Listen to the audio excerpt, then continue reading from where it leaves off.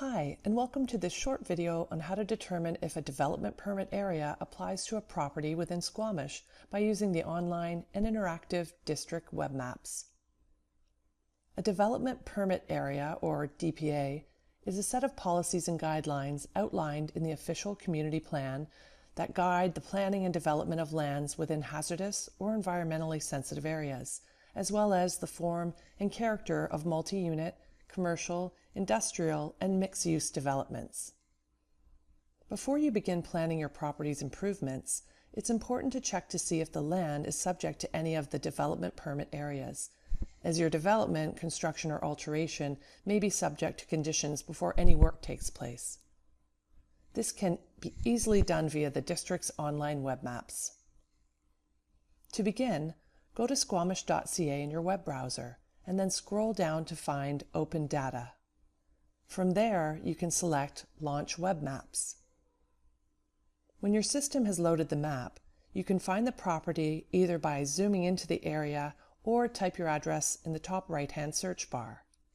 Let's take a look at Municipal Hall in downtown Squamish. Once you find your property of interest, you will need to show the Layers option on the left-hand side of the screen. You can do this by clicking the arrow on the top of the map here. Let's start with DPA1. DPA1 is designated for the protection of the natural environment, its ecosystems, and biodiversity. DPA1 requires applicants to provide information on the anticipated impact of development activities on the natural environment. As you can see, Municipal Hall is not affected by DPA1, but if we zoom out, we can see where other properties are affected. They are generally located near a watercourse, sensitive habitat, or mature forests and woodlands. The colors show either aquatic assessment, aquatic review area, or terrestrial review area. An important thing to keep in mind while you are using these features is that any amount of shading on a property means it may be subject to the DPA, such as here. To review DPA2, deselect the DPA1 in the Layers panel and select DPA2. This layer shows whether your property is located within a primary or secondary floodway.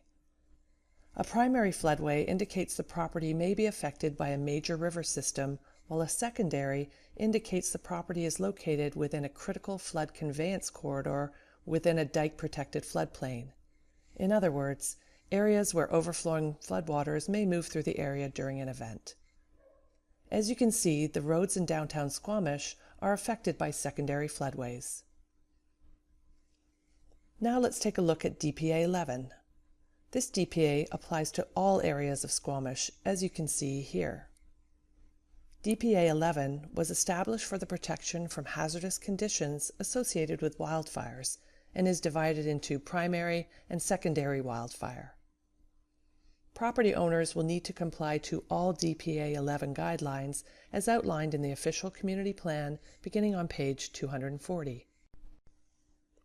Deselect DPA 11 and select DPA 3 through 13. Construction on properties that are subject to all other development permit areas, such as commercial, industrial, mixed use, or larger multiplex projects, will need to book a pre-application appointment with district staff to discuss their project. If you are contemplating redevelopment, we encourage you to book a pre-application meeting or drop by the district and speak to staff over the counter. We hope this video has been helpful to making navigating our District of Squamish web maps a little easier. If you have any questions, please feel free to contact the planning team at 604-815-5002 or email planning@squamish.ca. Thanks for watching.